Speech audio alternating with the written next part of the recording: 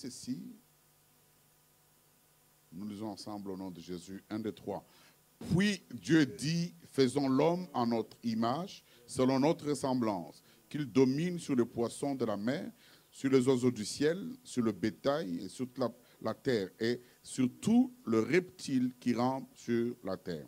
Dieu créa l'homme à son image, il les créa à l'image de Dieu, il créa l'homme et sa femme. Amen. Amen. Nous sautons, nous sommes tous dans Jean, et plutôt Genèse chapitre 1er.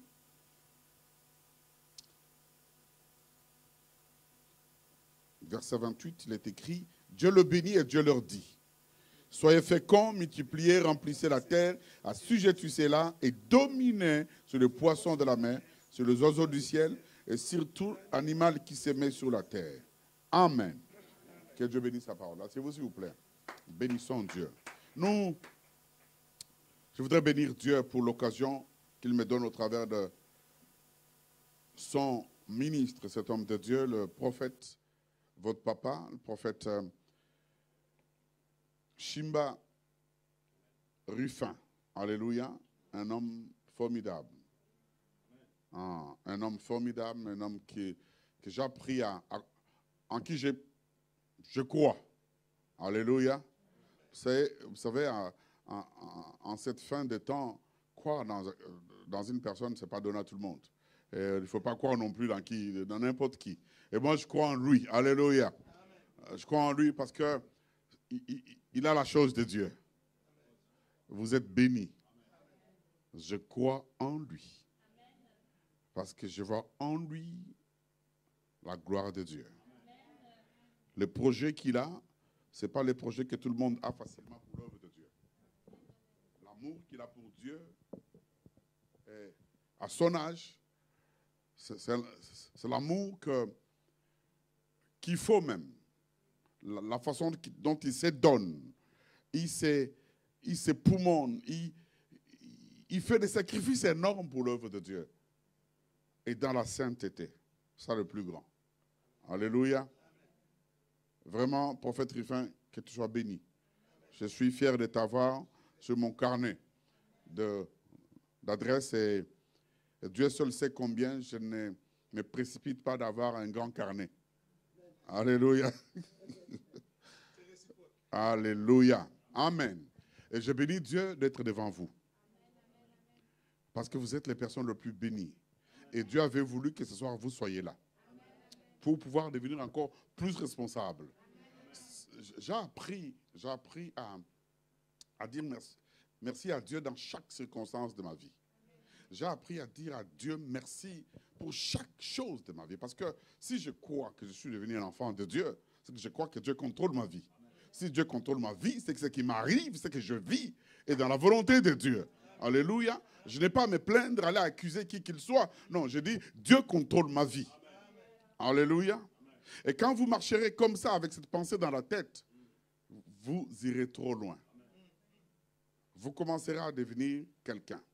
Alors, je bénis Dieu pour ce soir. J'ai entendu parler les prophètes dire que c'est le mois qui commence ici demain, le mois d'un chrétien responsable. Que les gens deviennent responsables dans nos assemblées, dans nos églises locales. Être responsable, c'est relever les défis des résultats. Alléluia. Quelqu'un qui est responsable, qui sait quoi responsable, doit relever les défis des résultats de la responsabilité qu'on lui a donnée. Est-ce que vous me suivez? Ah. Je voudrais bénir Dieu pour le mois de mai. Parce que ce mois de mai, vous avez été renouvelé. Vous avez gêné. Pour d'autres, c'était la première fois. Pour d'autres, vous avez été requinqués par ces jeunes que vous avez observés. Et je crois, Dieu, fermement, que vous verrez les résultats de ces jeunes-là. Alléluia. Parce que Dieu ne peut pas nous laisser gêner pour rien. Tous ceux qui ont gêné ont vu la main de Dieu. Même si vous n'avez pas vu, quand vous avez fini les jeûnes, attendez-vous à de grandes choses. Moi, je vis des choses aujourd'hui, encore beaucoup d'années après, par rapport à des jeûnes que j'ai pu multiplier dans ma vie.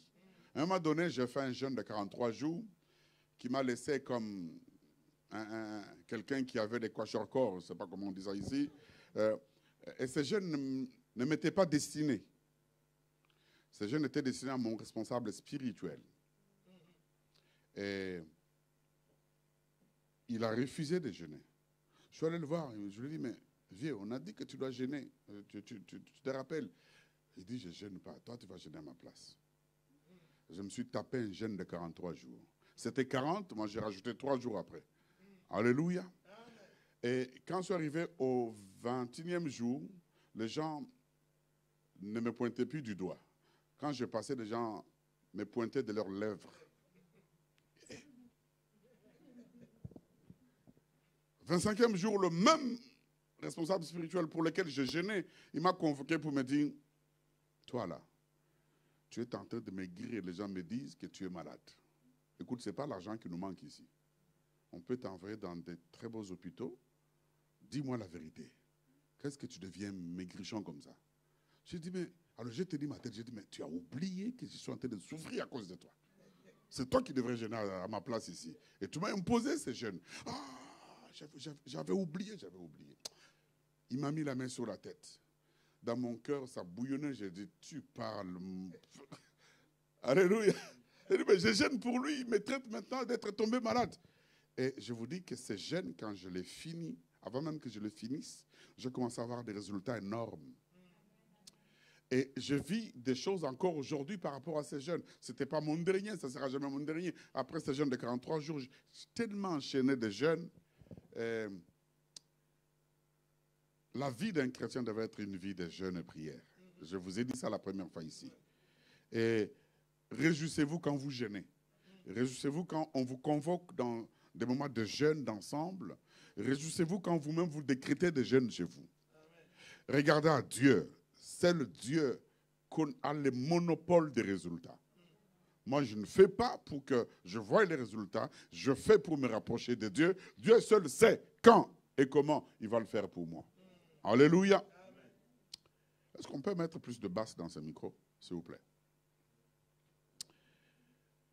Nous venons de lire un test formidable, un test du début de toute chose, un test du commencement de tout.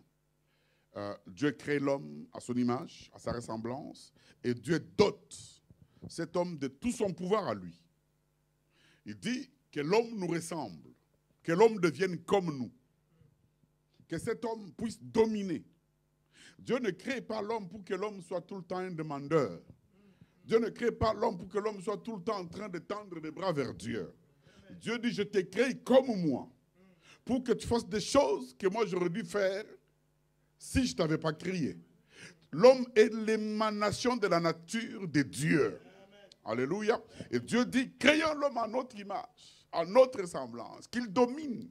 Voilà la première raison, le premier but pour lequel Dieu crée l'homme.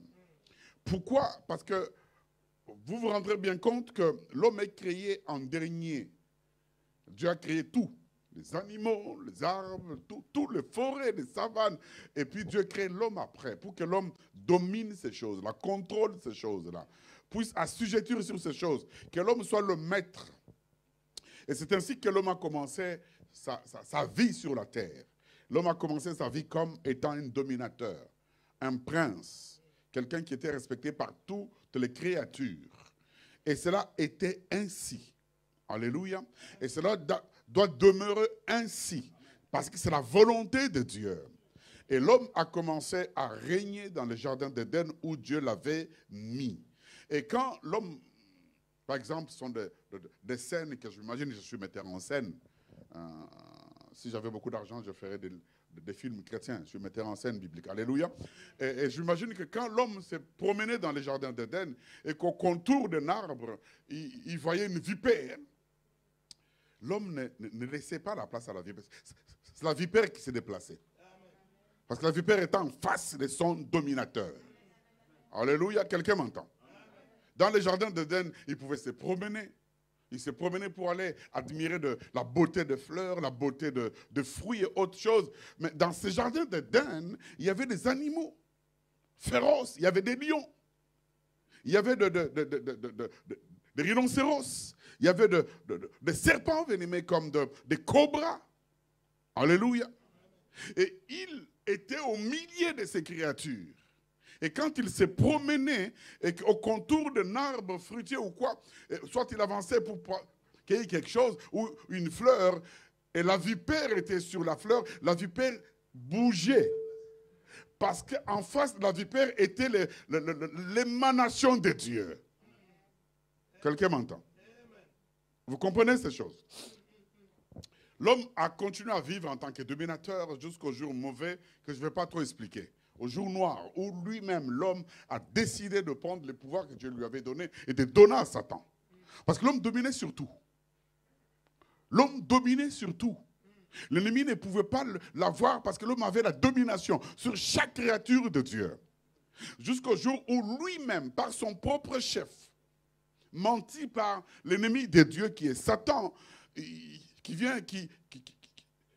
rentre par un mensonge, et l'homme tombe dans ces mensonges. En tombant dans ces mensonges, l'homme devient plus petit que le diable. Parce qu'il prend lui-même, de son propre gré, l'autorité que Dieu lui avait donnée, il donne à Satan. Pour que Satan commence à dominer sur lui. Et c'est là pendant des millénaires, jusqu'à ce que le roi des gloires est arrivé. Alléluia. Jusqu'à ce que Jésus-Christ, en qui nous avons cru, est arrivé dans ce monde ici. C'est ainsi que le diable dira à Christ, après 40 jours de jeûne, il dira à Christ, agenouille-toi devant moi, et je te donnerai toutes ces gloires du monde, car cela m'a été donné. Qui lui avait donné ça? Alléluia. Il dit à Jésus, cela m'a été donné. Je te le donnerai si tu m'adores. Ça m'a été donné. Il a oublié que celui qui lui avait donné, c'était l'homme. Mais celui qui était venu, c'était plus puissant que l'homme. Il était venu pour ravir ces choses, redonner encore à l'homme. Alléluia. Quel bonheur de croire en Jésus-Christ. La responsabilité de chaque chrétien, c'est de se sentir déjà heureux d'être responsable. Je ne sais pas si vous avez compris maintenant. Je vais expliquer. Alléluia. Dieu, par la personne de Jésus-Christ, vient sur la terre. Mais avant que Dieu vienne, je voudrais parler d'un homme, d'un héros, qui a pris ses responsabilités. Cet homme, ce garçon, sorti de nulle part, un garçon de course, comme on appellerait aujourd'hui dans le langage commun, Josué. Josué, le serviteur de Moïse, qui était là en train de servir Moïse, en train d'observer. Il était le véritable disciple de quelqu'un, Josué. Et Josué n'était pas prévu pour remplacer Moïse, parce qu'il ne venait pas de la lignée royale. Alléluia. Mais quand Moïse est appelé par Dieu, c'est Dieu qui décidera, ensemble avec Moïse, que Josué puisse le succéder. Amen. Dieu aurait pu décider que les enfants de Moïse lui-même le succèdent, ou les enfants d'Aaron, son grand frère. Mais Dieu va aller chercher un garçon de course, parce que ce garçon-là, qui n'était pas dans la lignée royale, était le parfait exemple d'un vrai serviteur. Alléluia, pour remplacer Moïse. Parce que ce garçon a vu Moïse souffrir. Quand les autres commençaient à se fatiguer, quand même son propre grand frère, qui a été amené dans un vol rapide devant les buissons ardents, quand Dieu était apparu à Moïse, là où il avait fui Pharaon, quand Dieu lui apparaît dans ces buissons, il dit, je te renvoie pour aller sauver mon peuple. Il lui dit non, 5 fois comme l'ennemi avait dit au ciel. Satan avait dit au ciel, je monterai, je m'assierai, je serai, je deviendrai. 5 fois Dieu l'a précipité sur la terre. Et Moïse aussi, devant le buisson ardent, il dit, je ne peux pas, je suis bègue. Et Dieu lui dit, mais qui a créé la bouche? Moïse continue à insister, il dit, tourne-toi, regarde. Il regarde, il voit son frère, son grand frère. Mais ce grand frère était où? Il avait laissé en Égypte quand il avait vu Pharaon. Quand il a fui Pharaon, Aaron était resté en Égypte. Comment Aaron se retrouve là? C'est par l'incrédulité de Moïse. Dieu va l'envoyer dans un vol, va le prendre dans un vol rapide, le ramener là-bas, pour que lui devienne le porte-parole de Moïse. Mais cet homme-là avait vu Dieu, a entendu Dieu, a participé dans des choses mystiques. Parce que l'œuvre de Dieu, si vous ne voulez pas, sont des choses mystiques. En ce moment, je suis en train de développer un enseignement sur la culture du surnaturel. Alléluia. Dans mon église, depuis le mois de décembre, nous parlons sur La foi de brave et la culture du surnaturel. Il y a des choses dans la Bible, si on ne vous le montre pas, vous mourrez sans les connaître. Voilà pourquoi Jésus-Christ va dire, je vais vous donner ces tests dans Luc, il va dire à ses disciples, il vous a été donné à vous de connaître les mystères. Il y a les mystères dans la Bible. Et pour les connaître, il faut être initié. Le mot initiation n'est pas magique, n'est pas réservé aux blédards là, des magiciens. Alléluia. N'est pas réservé aux gens des sciences occultes. Quelqu'un m'entend? Alors, Josué, quand Moïse est appelé par Dieu à cause de son incrédulité, commence à diriger le peuple de Dieu. Mais qu'est-ce que Dieu dit à Josué quand il prend le pouvoir? Dieu dit à Josué ceci, il dit, personne ne tiendra devant toi. Maintenant que tu remplaces mon serviteur Moïse, et maintenant que Moïse t'a imposé le main, pour que le pouvoir qui était sur Moïse vienne sur toi, vas-y, personne, aucune nation ne te tiendra tête. Seulement, fortifie-toi. Prends courage. Alléluia. Fortifie-toi, prends courage. Parce que ça ne va pas être facile. Fortifie-toi, prends courage. Pourquoi Dieu ne fortifie pas Josué? Je dis tout le temps aux gens, Dieu ne fortifie personne. Ce n'est même pas biblique. Oh, Dieu fortifie, moi, il ne te fortifiera pas. Ce n'est pas biblique. Alléluia. Oh Dieu, s'il te plaît, fortifie-moi. Il n'a jamais fortifié personne. Il y avait ces gars-là qui avaient le droit d'être fortifiés. Et Dieu lui dit, fortifie-toi. Alléluia. Prends courage à cette charge que je te donne aujourd'hui. Je t'appelle à une grande charge. Mais prends courage. Car tu auras des problèmes. Prends courage, car tu auras de persécutions. Prends courage, car vous générez 21 jours. Et vous croirez qu'à la fin du jeûne, l'église va être remplie, mais vous revenez, l'église n'est pas remplie. Prenez courage. Continuez à faire ce que Dieu vous a donné. Alléluia. Quelqu'un m'entend? Prends courage. Et quand il prend courage, il part. Ils arrivent à un endroit. Dieu lui avait dit, personne ne tiendra, aucune nation. Ils arrivent à Haï, une petite nation, dans leur marche vers la terre promise. Ils arrivent à Haï dans un petit territoire. Les spécialistes militaires lui disent, non, ce n'est pas la peine d'embêter toute l'armée avec peu de spécialistes et de pelotons, nous allons remporter la victoire à Haï. Ils étaient surpris de voir qu'à Haï, ils ont été battus. Il y a eu de morts et de morts. Quand ils sont revenus, ils vont aller dans les temples. Josué va dans le temple, il va s'agenouiller. Dans ce qu'ils avaient considéré comme temple à cette époque-là, ils étaient en marche vers la terre promise.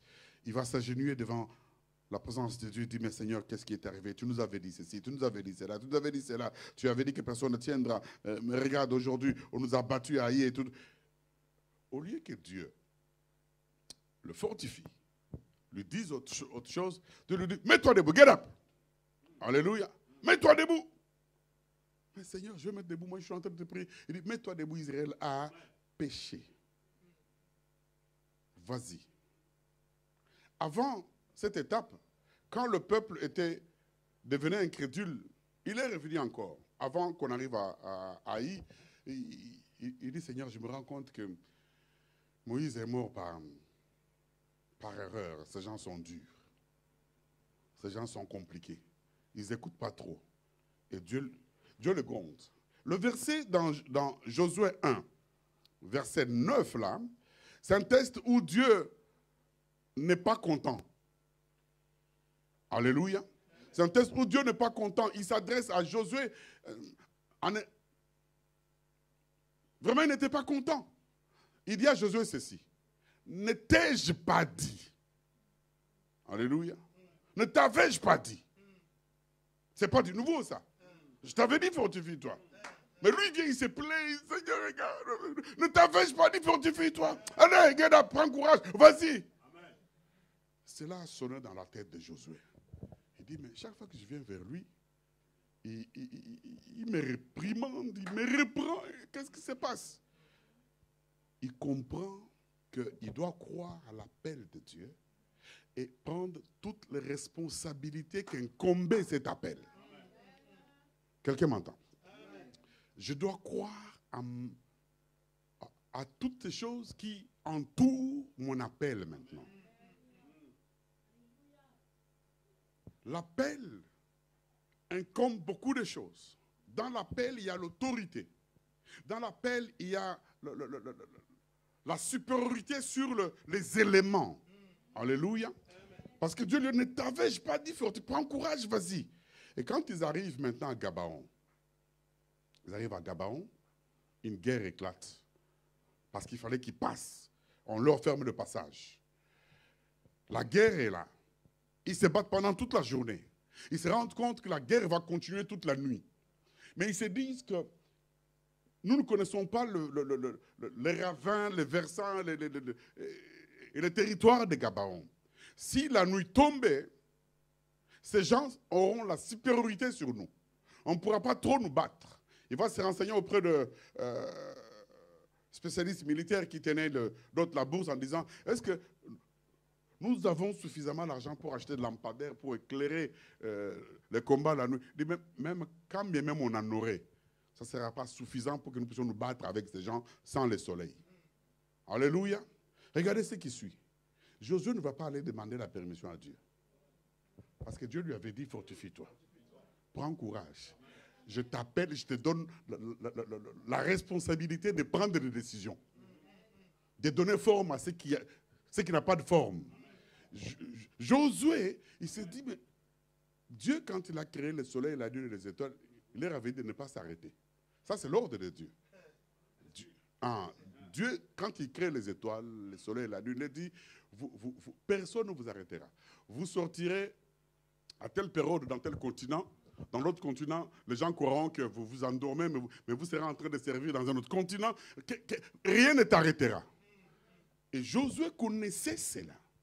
Mais Josué se savait investi de la responsabilité de conduire le peuple de Dieu jusqu'à la terre promise. Il avait cette vision-là. Alors, laissez-moi vous dire quelque chose. La vision. Vous savez, beaucoup de gens aujourd'hui, des hommes de Dieu sont dans les faux aujourd'hui parce que personne ne les a compris. Beaucoup de francophones pensent que quand on est appelé, qu'on a une vision, on a aussi la provision. C'est un débat terrible. Parce que vous savez que ce n'est pas biblique. On peut avoir une grande vision, mais on n'a pas la provision matérielle pour amener sa vision à l'accomplissement. Dieu lui a donné une grande vision pour la France, dans Meyas, Paris. Alléluia. Mais si vous ne devenez pas ces provisions, cette vision ne s'accomplira pas. Quelqu'un m'entend? Il a la vision, mais c'est vous qui êtes sa provision. Est-ce que vous m'écoutez trop bien?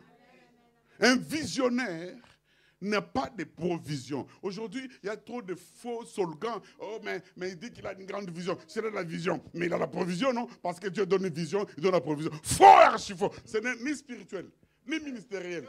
Alléluia, ni prophétique. Quelqu'un m'entend? Oh, il a la vision, qu'il ait aussi la... Non, qu'on ne vous mente pas. Dieu appelle Moïse avec la plus grande vision de tous les temps. Personne d'autre n'a eu cette vision-là. Alléluia. Dieu lui donne cette vision, mais Dieu lui dit, regarde, j'ai mis Bethsaël à côté de toi. J'ai mis tel à côté de toi. J'ai mis tel à côté de toi pour t'aider à faire ça. Alléluia. Vous devez vous rendre compte que si vous êtes tout autour de lui, c'est en mission que Dieu vous a placé autour de lui. Dieu vous envoie en mission autour de votre papa pour que vous puissiez l'aider à accomplir ce qu'il a comme grossesse spirituelle. Alléluia. Parce qu'il doit accomplir ces choses-là. Mais il ne peut pas les accomplir tout seul. La vision que Josué avait, c'était laquelle? D'amener le peuple de Dieu dans la terre promise. Et là, il est devant quoi? Il est devant une montagne, devant un combat. Un combat qui risque de s'avérer un combat nocturne, une guerre fratricide, où les gens de Gabaon ne veulent pas les laisser passer. Et puis, il réfléchit bien, il dit, mais même si on a des lampadaires, des montagnes, des collines, des machins, des versants, on ne pourra pas bien se battre. Nos militaires ne connaissent pas les territoires gabaonites. Alors ce qu'il faudra faire, c'est qu'il faudra qu'on trouve un moyen où nous serons éclairés toute la nuit. Que le soleil ici reste éclairé toute la nuit. Mais Dieu avait dit que le soleil ne puisse pas être arrêté. Parce que le soleil marche. Alléluia. Il va à son terme. pour sortir de ce continent, aller dans un autre continent. Quand nous allons être minuit ici, au Canada, ils vont être à 6 heures du matin. Le soleil sera en train de sortir. Mais lui, il va faire de sorte que les gens du Canada soient retardés. Qu'ils ne voient pas le soleil sortir à 6 heures du matin parce qu'il a besoin du soleil à Paris. Amen. Alléluia. C'est ainsi qu'il devient fou. Il dit, moi je ne peux pas me battre dans l'obscurité. Dieu avait dit que je me fortifie, que je donne forme aux choses. Alors soleil, arrête-toi sur Gabaon. Alléluia. Il doit s'adresser au soleil. Soleil, arrête-toi. Il se savait investir de pouvoir, de donner forme à ce qui est informe. La responsabilité, c'est d'accepter déjà l'appel que Dieu te donne. Et d'accepter les défis, des résultats de ton appel. Est-ce que quelqu'un m'entend bien? Dieu t'appelle dans Meyas Paris pour que tu donnes forme là où il n'y a pas forme. Tu n'as qu'une seule vie qui va passer. Et cette seule vie que Dieu t'a donnée, c'est pour faire de sorte qu'ici les gens disent que Dieu est Dieu. Ne regarde personne d'autre. Ne regarde pas qui qu'il soit. Tu es ici en mission. Quand tu passeras, 2 Corinthiens chapitre 5 verset 10, la Bible dit, nous comparaîtrons-nous tous devant le tribunal de Christ pour que chacun de nous puisse recevoir en bien ou en mal, selon ce qu'il aura fait étant dans son corps. Tant qu'il est dans ce corps, tu es dans ce corps-là, tu dois faire des choses qui doivent marquer Dieu. À Kinshasa, là où je suis né, mon pays d'origine, on m'a appris un truc par des hommes de Dieu qui sont là-bas. Ils me l'ont dit en lingala, je n'avais pas compris. J'ai dit, mais qu'est-ce que je vous ai fait? J'ai entendu quelqu'un d'autre dire à l'autre, il dit, il faut tous qui ça les vit. Alors moi, je me suis dit, qu'est-ce que j'ai fait ici là pour qu'on me blesse? Ça veut dire, on va le blesser. Hein, il faut qu'on le blesse pour qu'il pense à nous. Alors moi, j'ai pris ça au premier degré. J'ai dit, mais qu'est-ce que je vous ai fait? Il dit, non, c'est un langage ici, c'est qu'on va tellement te bénir que tu ne l'oublieras jamais. Alléluia. Ça restera comme une cicatrice. J'ai dit, ah bon, c'est comme ça. Il dit, ok, c'est que je dois aussi blesser Dieu tout le temps. Alléluia. Il faut que mes actes blessent Dieu, blessent mon église, blessent mon pasteur. Parce que quand on est blessé, la cicatrice demeure. On se souvient que cette cicatrice ici, c'est quand j'ai eu 7 ans et que j'apprenais le vélo. Moi, j'ai sur mes jambes là des cicatrices quand j'apprenais le vélo à 6 ans. Jusqu'aujourd'hui, j'essaie de dire à mes enfants, tu vois là, je suis en train d'apprendre le vélo. C'est resté. Alors quand tu fais quelque chose de bon, de bien, ça marque Dieu. Alléluia. C'est que ta responsabilité, c'est faire de sorte que l'œuvre de Dieu, dans laquelle tu es aujourd'hui, au travers Meyas, marche, aille loin. Que tous ceux qui viennent ici, même si tu te trouves toi tout seul, qu'ils disent que Dieu est ici. Que tu ne puisses pas compter sur quelqu'un d'autre, si une soeur, un frère, que tu comptes sur toi et sur le Dieu en qui tu as cru. Alléluia. Prendre la responsabilité dans une église, ce n'est pas tout simplement être consacré diacre, ancien, machin. Non. Moi, dans mon église, prophète, il n'y a pas d'ancien. Il n'y a pas de diacre. Bon, je ne dis pas que tu le fasses aussi chez toi. Moi, dans mon église, dans toutes les églises que j'ai créées au Canada, partout, je n'ai jamais consacré des diacres. Je travaille autrement, je travaille avec des financiers. Parce qu'un diacre, il va faire quoi? Il va arranger les bancs, il va compter l'argent. Mais pourquoi alors? Parce que ce sont ces gens-là qui te créent des problèmes après. Il est assis dans le banc sans problème. Dès que tu le lèves, il est diacre, il devient comme ça. Bien sûr que c'est biblique. Mais est-ce que c'est ministériel? Alléluia. Oh, ancien. C'est biblique, mais ce n'est pas ministériel. Nos églises sont des églises ministérielles. Dieu leur a donné un ministère, il a commencé une église locale. Cette église est sortie de son ministère. Est-ce qu'il est obligé de mettre des diacres et des anciens? Non, il n'est pas obligé. Alléluia. Je ne sais pas s'il y a des anciens ici qui me pardonnent.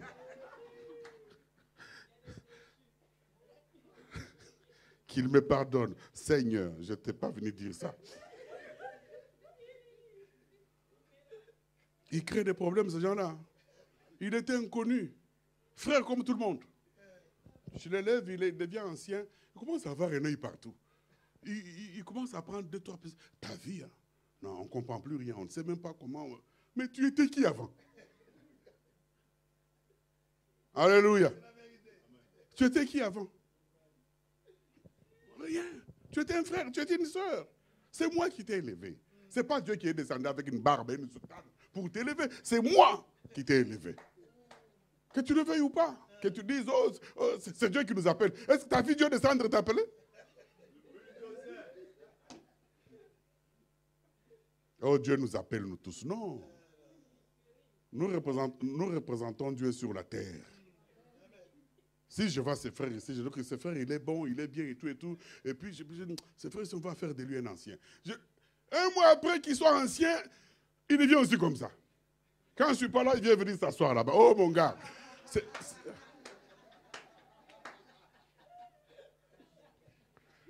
Oh, dans cette église ici, pasteur, est-ce que les anciens doivent s'asseoir où? Derrière. Tu y es là-bas, dis. Oh. Purée, mon œil. Tu veux devenir qui? La responsabilité. Alléluia. Une véritable responsabilité, c'est accepter les défis de résultats dans les domaines où on t'a mis. Être responsable, c'est accepter d'être dans une église et de dire que ça ne marche ou pas pour tout le monde, mais à cause de moi, l'église marchera. À cause de moi, l'église ici marchera. Nous parlons de la responsabilité des chrétiens. Les chrétiens aujourd'hui doivent devenir des responsables.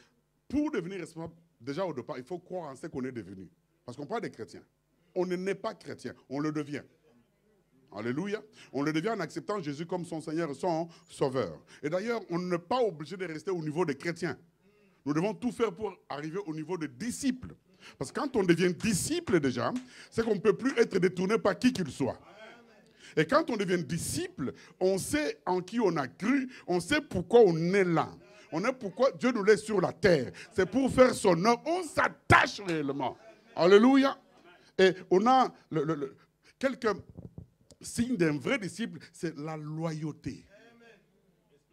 Alléluia. Être loyal à celui qui t'a appelé, à celui que tu sers. Lui être entièrement, vraiment dévoué.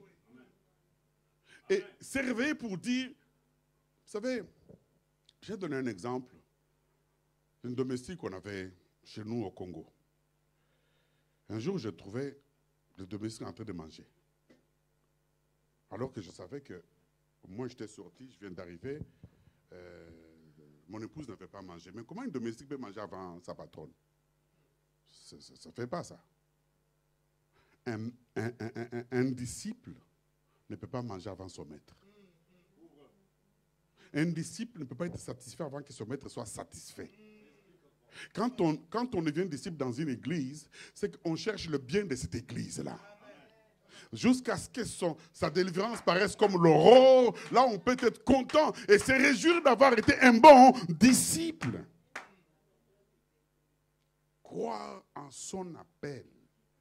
Croire en ce que nous sommes devenus. La Bible dit que celui qui est en Christ est devenu une nouvelle créature. Les choses anciennes sont passées et toutes choses sont devenues nouvelles.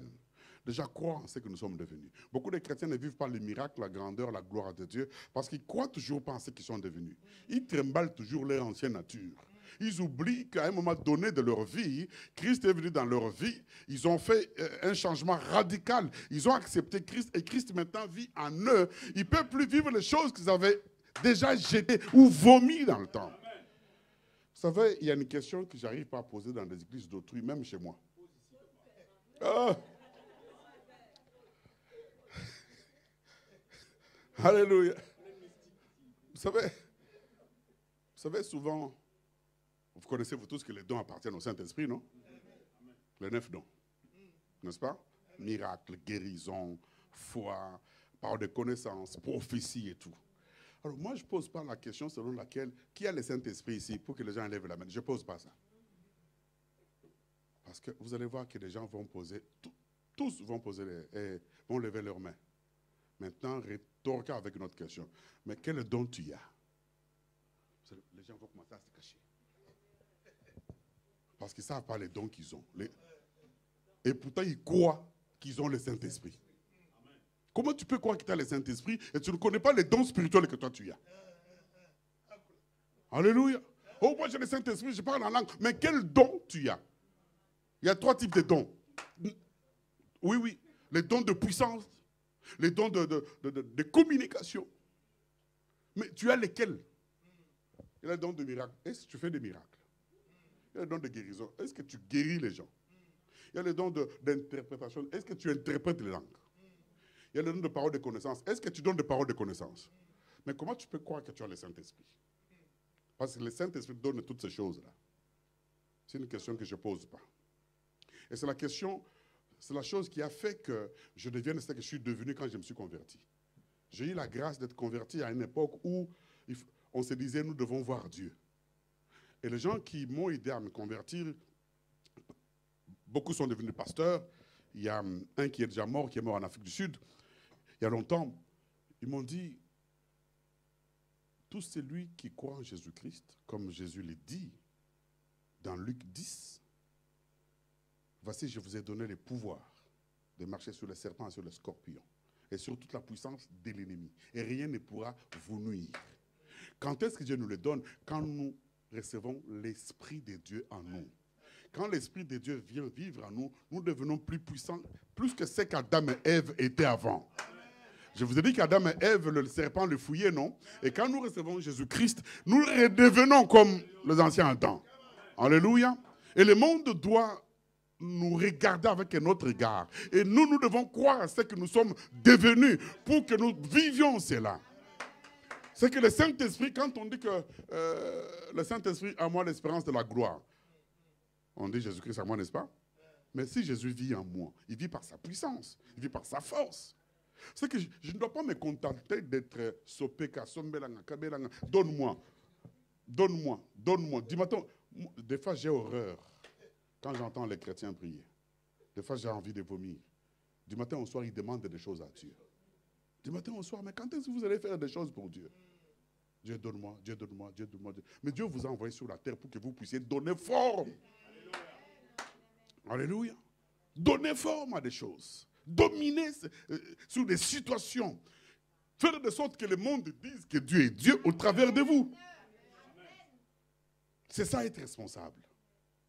Le véritable responsable déjà, c'est celui qui croit en ce qu'il est devenu. Tu es devenu qui en Christ? Tu es devenu un associé. L'associé de Dieu sur la terre. C'est que tu prends la place que Dieu aurait pu avoir ou la place que les anges auraient pu avoir si Dieu les avait envoyés sur la terre. Maintenant, Dieu n'a pas voulu les envoyer sur la terre. Dieu te laisse toi. Alléluia. Ceux qui sont morts ce matin ne sont pas plus mauvais que toi. Si toi tu es resté, ce n'est pas parce que tu es bon. C'est parce que Dieu te laisse, parce qu'il a une mission à faire avec toi. Et tu continues à tarder Dieu de faire des choses parce que tu ne crois toujours pas à ta responsabilité spirituelle. Tu dois croire en ce que tu es devenu. Tu dois croire à ta nouvelle nature. Pour que tu ailles loin, tu dois commencer par croire en ta nouvelle nature. Cette nouvelle nature, c'est je suis devenu enfant de Dieu. Et maintenant, je dois vivre en tant qu'enfant de Dieu. Partout où je suis, pas tout simplement à l'église, partout où je suis, je dois vivre comme enfant de Dieu. La nuit, les jours, je dois vivre comme enfant de Dieu. Alléluia. Et qui dit enfant de Dieu, dit celui qui est close avec Dieu. Qui dit qu'il est close avec Dieu, dit il devient semblable à Dieu. Qui dit devenir semblable à Dieu, tu deviens homme-Dieu. Alléluia. Un véritable responsable, c'est celui qui sait en qui il a cru et qui sait pourquoi il est ici. Un ancien président américain qui est déjà mort a dit un truc qui est aujourd'hui répété par tous les présidents tous les chefs d'État du monde. C'est l'ancien président américain qui a dit, dans un de ses discours, il a dit, ne vous demandez pas qu'est-ce que l'Amérique fera pour vous, mais demandez-vous ce que vous pouvez faire pour l'Amérique. Ne demandez pas ce que Meyas Paris peut faire pour vous. Demandez-vous ce que vous êtes capable de faire pour Meyas. Alléluia. Alléluia. Vous devez vous poser la question, qu'est-ce que je peux faire pour Meyas? C'est quand tu commenceras à te poser de telles questions et que tu arriveras à trouver la bonne réponse que Dieu commencera à s'occuper de tes propres affaires. Parce que s'occuper des affaires de Dieu, c'est la seule chose que Dieu cherche sur la terre. Dieu cherche des partenaires. Dieu cherche les gens qui peuvent mettre son autorité, sa puissance pour continuer son œuvre sur la terre. Jésus est venu en nous pour nous aider à continuer l'œuvre que les autres... N'est-ce pas qu'il est écrit que nous sommes fondés sur les enseignements des apôtres et des prophètes? Christ est à notre pierre angulaire. Les apôtres, qu'est-ce qu'ils ont fait? Ils ont oublié ce qu'ils étaient. D'ailleurs, l'un de mes modèles, l'apôtre Paul, vraiment j'aime ce gars. Il complique les choses. Il dit, j'ai été battu 40 coups moins 5. Dis-nous 39. Alléluia. Dis-nous 39, c'est si simple. J'ai été battu 40 coups moins 1. Le jour où j'ai dit la première fois, il y a 30 ans, j'ai dit, mais pourquoi il dit 40 coups moins 1? Alléluia. Pour faire valoir la gravité de la chose. Afin qu'on voie combien il a été battu. Dis-nous 39, 40 coups moins 1. J'étais dans des veilles multipliées. J'étais en péril sur la mer, en péril de vers le... Alléluia. Mais cet homme-là, waouh! La Bible dit, lui qui pouvait devenir comme tous ces gens qui siègent, les chômeurs qui siègent au Sénat à la française. Il était destiné à devenir membre du Sénat. Alléluia. Mais il dit, vous savez, ces gens-là, ils ont des privilèges terribles. Terribles. Ils ont des budgets de fonctionnement, des voitures, des chauffeurs, des bureaux, d'appartements dans Paris. Il dit, à cause de la connaissance de Jésus-Christ, j'ai considéré ces choses comme de la boue. Et d'ailleurs, je les regarde comme de la boue afin de gagner Christ. Et être trouvé, alléluia. Cet homme me dit, à cause de l'excellence de la connaissance. N'est-ce pas que Dieu dit dans Osée 4:6, le verset que j'apprécie pas trop, mon peuple est détruit par manque de connaissance. À cause de l'excellence, la connaissance, j'ai tout abandonné. Mon peuple périt à cause de la connaissance. Si tu connaissais en quoi tu y es rentré et dans quoi tu y es et qui tu y es devenu. Alléluia. Le monde fera de toi son héros. Vous êtes tous ici, héroïnes et héros de Dieu dans cette église. Vous devez être capable de pouvoir vous dire, nous nous battrons jusqu'à ce que telle chose arrive. Et la chose arrivera. La véritable responsabilité, vous savez, j'ai tourné tout autour de ça, mais en rajoutant des petites choses et en disant ce que Dieu me met à cœur. Si nous acceptons que nous avons été gagnés par Dieu, si nous acceptons et nous croyons que Jésus-Christ est devenu notre Sauveur, Seigneur, et si nous croyons qu'il a mis en nous son esprit, alors devenons responsables. À commencer par nous dire, s'il a fait ça de moi, c'est qu'il attend retour des résultats. On ne peut pas nommer quelqu'un ministre sans qu'il puisse défendre ce ministère un jour. Dieu a fait de nous ses ministres sur la terre, ses envoyés sur la terre. Dieu a fait, quand Dieu fait de nous ses enfants, c'est que nous représentons le Dieu grand redoutable, le Dieu tout-puissant. Le Dieu dont rien n'échappe, rien n'étonne, rien n'effraie. Tu représentes ces dieux-là sur la terre. Tu dois devenir déjà responsable de toi-même. Dans ton coin, tu es responsable. Tu prends responsabilité de ce que tu es devenu. Tu deviens comme un grand chanteur congolais, un de mes neveux qui a dit, ne me touche pas, tu vas me tâcher. C'est que tu prends la responsabilité de ce que tu es devenu. Quand tu prends la responsabilité de ce que tu es devenu, alors tu ne permettras pas que quelqu'un d'autre vienne t'embêter. Alléluia. Oh, mais cette église-là, vous commencez à aller jeudi, mardi, dimanche. C'est quoi cette affaire-là? Vous êtes devenu comment? Oui, je préfère devenir fou de Jésus-Christ.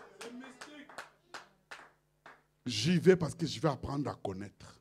La Bible, quand ils se sont convertis, en Actes chapitre 2, quand 3000, on n'est pas 3000 ici, 3000 personnes ont pris la décision d'être chaque jour au temple. La Bible dit qu'ils étaient assidus au temple, apprenant au maître des apôtres. Ils voulaient avaler tout, ils voulaient connaître tout. Ils posaient toutes ces questions à ses disciples qui disaient, mais comment vous est-il arrivé d'abandonner tout? Pierre était un entrepreneur, une société de pêche. Il avait des employés. Il y avait des gens qui mangeaient dans cette société. Il abandonne. Tout quitter. Il devient pêcheur d'hommes. Alors les gens pouvaient lui poser des questions. Dis-nous, comment est-ce que tu es arrivé à prendre une telle décision? Il leur a dit, le jour où j'ai vu que ce que nous avions promis s'est accompli. Il vous avait promis quoi? Ils avaient dit que je m'en vais, je vous enverrai. Et j'ai vu que cette parole s'est accomplie. Le jour de la Pentecôte que je vous ai prêché là, le Saint-Esprit est venu sur nous. Je me suis dit, je dois devenir responsable.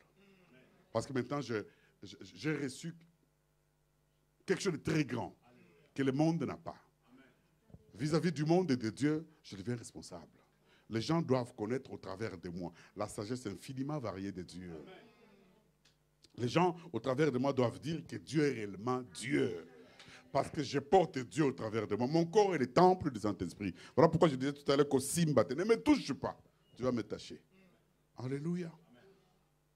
Tu ne peux pas, étant responsable, tu rentres dans des jeux de l'ennemi qui sont dans beaucoup d'églises. T'as entendu, t'as vu, t'as vu. Est-ce que tu étais au courant? Ça, c'est les jeux du diable. Les jeux du diable. Tu es ici pour faire ta part. Pas pour entrer dans des combines diaboliques. C'est ça être responsable. Dire, moi je suis venu dans Meyas pour que Meyas devienne grand. Je ne veux pas qu'au travers de moi, Meyas régresse. Alléluia. La Bible dit dans Matthieu 19, on l'a fait il y a 2 semaines, on va le faire encore, mais autrement. La Bible dit que ce que vous déciderez sur la terre, je le déciderai au ciel. Amen. Tu dois te décider aujourd'hui d'être une bénédiction pour Meyas. Tu dois te décider, te dire, je refuse que quelqu'un passe par moi pour régresser Meyas. Parce que ma première responsabilité, c'est que Meyas grandisse au travers de moi. Nous allons nous mettre debout, s'il vous plaît.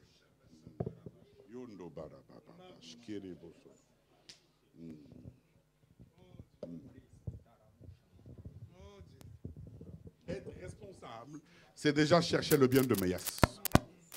La première responsabilité que tu peux avoir ici, c'est chercher et rechercher. Chercher et rechercher le bien de Meyas. Chercher et rechercher le bien de ton pasteur. Je connais une église au Canada, à Montréal. Cela m'a étonné un jour. Mon Dieu, mon Dieu, mon Dieu, mon Dieu. C'est l'église du pasteur Claude Hood. Je cite même son nom. C'est pas grave. Et dans cette église, il y a un pasteur adjoint. Il est pasteur associé. Il joue à la batterie. Et j'ai su un jour que ce pasteur-là n'avait jamais prêché. Que ce pasteur n'avait jamais exhorté. Mais il était pasteur consacré. J'ai demandé, mais pourquoi on l'a consacré? On m'a dit, il est pasteur aux soins pastoraux. C'est que son travail, lui, là, c'est de savoir si la maison du pasteur manque quelque chose. Est-ce que la femme du pasteur a besoin de quoi? Est-ce que le pasteur, ses habits ont été donnés au pressing ou pas? Est-ce que le pasteur, on a payé son loyer ou pas? Il est pasteur. Et j'ai demandé, il fait quoi dans le travail séculier? Chef d'entreprise. Il dirige la concession Ford de sa ville. Il vend des Jeep Ford. Alléluia. Et il est pasteur. Si on élève un gars ici, on le consacre pasteur. Et si moi, il ne prêche pas, il devient sorcier. Mon Dieu, est-ce que quelqu'un m'entend? Ce monsieur, ce frère-là est pasteur. Mais il n'a jamais exhorté. Il n'a jamais prêché. Il a une grande société. Des grosses dupes que vous voyez là. Et quand vous le voyez dans son bureau, dans sa société, vous dites, mais waouh, waouh, waouh, c'est un vrai boss. Mais quand vous le voyez à l'église, on l'appelle le pasteur, il joue à la batterie, il ne cherche même pas à connaître quoi que ce soit. Tout ce que lui veut, c'est que le pasteur aille plus loin. La première responsabilité d'un chrétien, c'est chercher à ce que le pasteur soit l'église, vous puissiez aller plus loin. Parce que lui, le pasteur, cherche aussi votre bonheur.